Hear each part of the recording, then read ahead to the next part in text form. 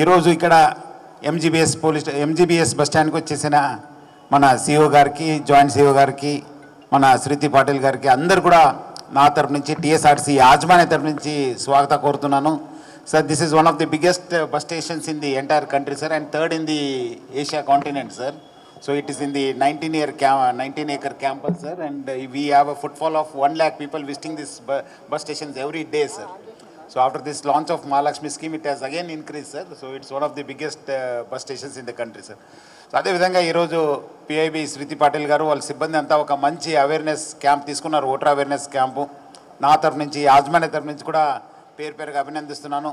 అదేవిధంగా రాష్ట్ర వ్యాప్తంగా కూడా సిఓ గారు, వికాస్ రాజ్ సారు, మన జాయింట్ సిఓ గారు అందరు కూడా వాళ్ళ సిబ్బంది ఈ ఓటర్ అవేర్నెస్ ప్రోగ్రామ్స్ని పెట్టడం జరిగింది. ఇనిషియేటివ్ తీసుకున్నారు, చాలా ఇనిషియేటివ్స్ తీసుకున్నారు. వాకింగ్ కావచ్చు, రన్నింగ్ కావచ్చు, ఇప్పుడు ఇక్కడ మన బస్ స్టేషన్లు కూడా.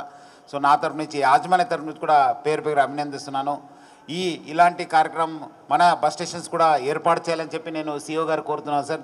We have almost about 55 lakh passengers travel in our buses sir every day.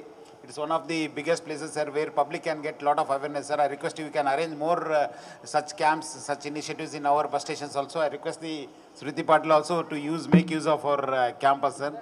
అదే విధంగా దేశవ్యాప్తంగా ఈరోజు ఒక 5 సంవత్సరంకి ఒకసారి వచ్చే ఒక పండుగ నడుస్తుంది.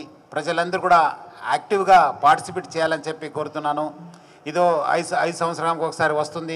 ఆ రోజు మనము సెలవు తీసుకుంటే ఎక్కడ పిక్నిక్, ఎక్కడ వెకేషన్ లేదా హాలిడేయింగ్ చేయడానికి కాదు. మీరందరూ కూడా కంపల్సరీగా బయట వచ్చి స్వేచ్ఛాయుత వాతావరణంలో మీ ఓటుని చెలాయించాలని చెప్పి కోరుతున్నాను. ఎలాంటి ప్రలోభానికి లొంగకుండా మీరు నచ్చిన క్యాండిడేట్స్కి ఓటు చేయని చెప్పి నా తరఫు నుంచి, మన టీఎస్ఆర్టీసీ యాజమాన్య తరఫు నుంచి అందరు కూడా కోరుతున్నాను.